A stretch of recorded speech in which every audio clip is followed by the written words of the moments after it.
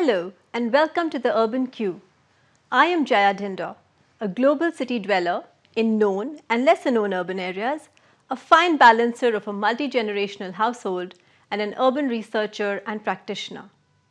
Today, Indian cities face a host of challenges such as haphazard growth, poor design, and a lack of efficient and adequate services. This begs the question, whose business is it to create conditions that enable livable urban areas? Who owns the city? Do we regard the city as we regard our homes and personal spaces? For over 2 decades, my personal endeavor has been to explore ways in which city regions can be shaped to be more productive, resource secure, and equitable. Through the Urban Q series, I would like to introduce you to different perspectives on ways to build cities that work for all, be it a school-going child, an enterprise owner, an office worker, or a street vendor. Basically, producers and consumers of urban life.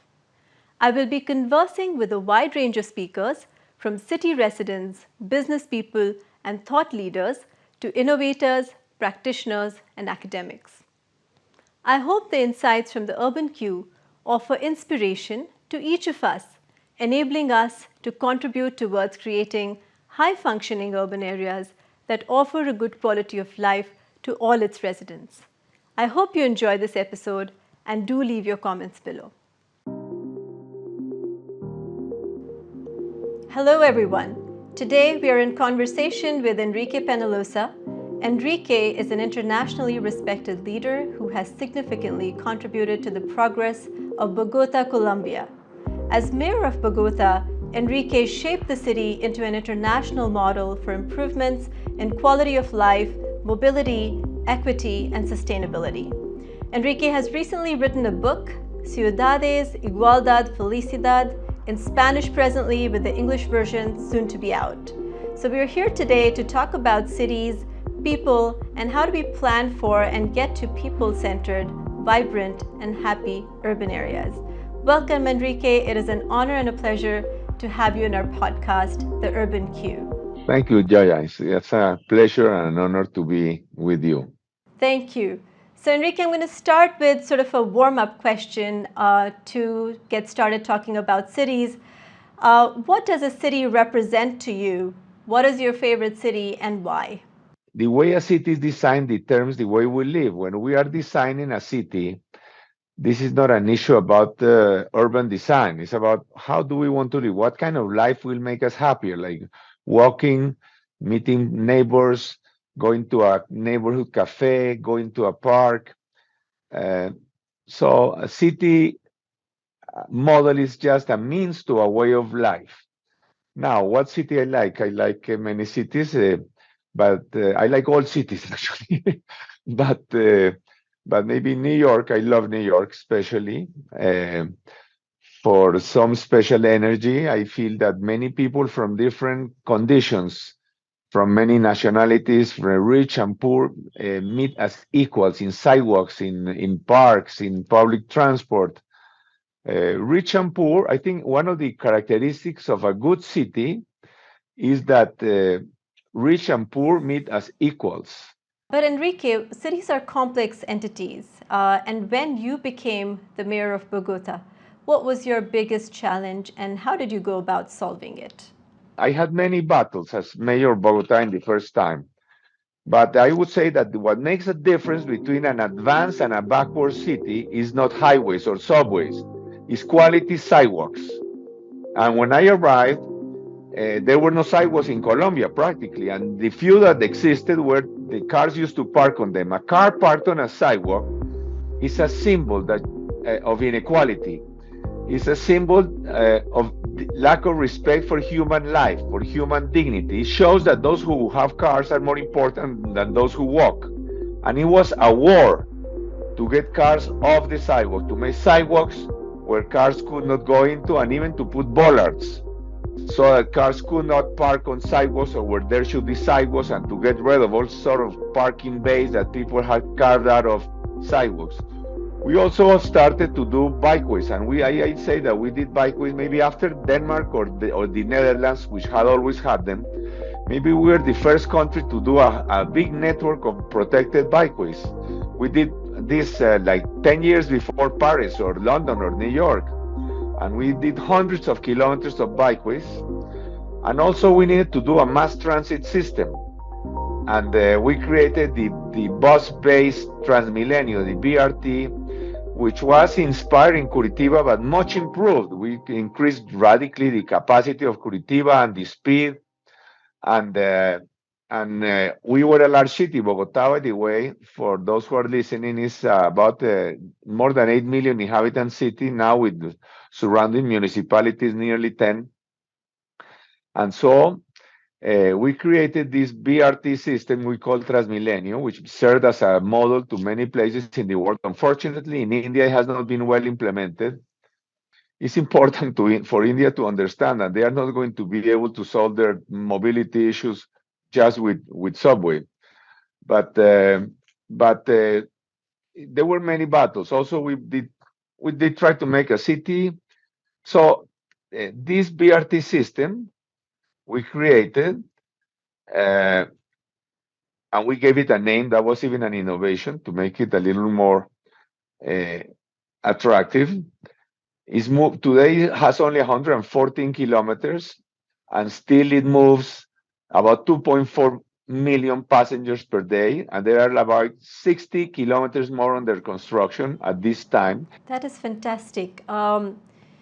Enrique, on the question of, how did you go about doing all this, right? Because we often find that cities make great, ambitious plans, but those plans often don't translate on the ground in spirit and intent. There are legacy governance issues, capacity issues, finance issues, barriers that are sometimes difficult to overcome. So, in your estimation, what are the things required to turn these city visions and plans into reality? So, how do you go from plans to projects? Actually, I give some advice to cities internationally and even in Colombia too. I have a one-day seminar. One, so half the seminar is working on what a good city is. What is a good city? It's not so obvious. How a good city should be. And second, the leadership, the managerial. Does it take to make things a reality? You have to have a, a great clarity of what is it that you want to do, because otherwise you will find conflicts. And if you don't have a lot of enough clarity, then the people who oppose you will win and you will just give up. No, you need to have a, a vision, a clear vision. And this has to be a shared vision, and you have to have a team of the best people possible. We have to try to persuade citizens of the things we need to do. But sometimes, and inevitably, there will always be opposition. And if sometimes people in government, they just want to be nice, they want to be loved, and so they don't want to go into things that imply difficulties. I think another thing that is important in a city, we must remember that a city is a physical entity. So every detail in our city should reflect that human beings are sacred, not just sidewalks, but everything. And what kind of values do we want to promote? For example, we built, in my 2 terms, I built about 80 beautiful schools, fantastic schools in the poorest neighborhoods. Beautiful schools, as beautiful as the best private schools in the country, in the poorest neighborhoods. But more important than that, we got the best private schools and the best private university to manage 35 of these schools with amazing results in terms of quality of education. We also built some very large libraries because they are symbols. We are trying to create temples in low income, mostly in low income neighborhoods, and also some very large sports and cultural centers. This is very important because this constructs a different attitude. The hero of the neighborhood is the youth who does sports. Young people begin to do sports, not drugs, but sports. They have a different way of life. We are building a different way of life. Is this the same as we did with bicycles? Another thing that bicycles construct is they construct equality. A well-protected sidewalk in a developing city is constructs equality, because most people who walk in Indian cities are lower income people, and so a great sidewalk is showing respect for low income people, in the same way that a car on the sidewalk shows the opposite. Or a protected bikeway shows that a citizen on a $50 bicycle is equally important to one on a $50,000 car. So everything that we do in a city constructs values, and also is showing that to low-income people that they are important and that we respect their intelligence. Uh, Sure. So, Enrique, what you're saying, what I'm hearing is basically shared values and vision and bold commitment is what translates plans to projects in the city. We will come back to, the symbols of equality that you've talked about. But before that, I would also like to understand about lessons, So cities in most places are locked into poor planning or no planning, especially when you look at peripheries outside of administrative boundaries, where a lot of the growth, for example, in India is happening. Practices are unable to break that cycle. Indian cities, for example, will go through tremendous growth and urbanization over the next 30 years. Some projections say they will nearly double in population. Now, given your 50 years of experience as an urban thinker and city leader, along with the fact that you've lived through a similar phase of urban growth in Latin America, what insights and learnings can you share that may be useful for Indian cities as we're on that path? One of the things I dream of is to do some work in India. Why? Because Latin America had the most recent urbanization process in the world. Uh, and I think we can teach most India, not about what the things we did right, but the things we did wrong. And we did so many things wrong. In low income societies, there is a small elite who thinks they are superior to the rest of the world. For example, I am sure most upper income Indians, they take public transport when they go to New York or where they go to Paris or where they go to London. But when they are in India, they would never take public transport next to the lower income uh, Indians uh, because they feel this is not elegant for them. Many of them have never even taken public transport in their lives.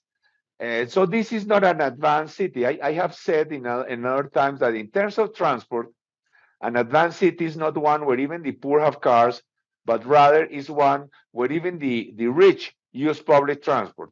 This is what happens. This is why there is more legitimacy in a society like Sweden. In Sweden, there are billionaires, just like in India, except that the Swedish billionaires, they use public transport. They use the bicycle. The Swedish billionaires, they go to do the shopping themselves. They go to the neighborhood cafe next to the other people. The main thing is to control land. The worst problem is to have private land. Private land leads to cities to be built in the wrong places and in the wrong way. I believe in the private property and the market. But in the case of land around growing cities, the market does not work. The market works in the tomato case, for example, in tomatoes, for example, because if the price of tomatoes goes up, then the people grow more tomatoes, and then the price of tomatoes goes back down. So this is the beauty of the market. In the case of land around growing cities, we can increase the price all you want, and the supply of land that is accessible to water or to transportation or to jobs or to education or to recreation is not going to increase.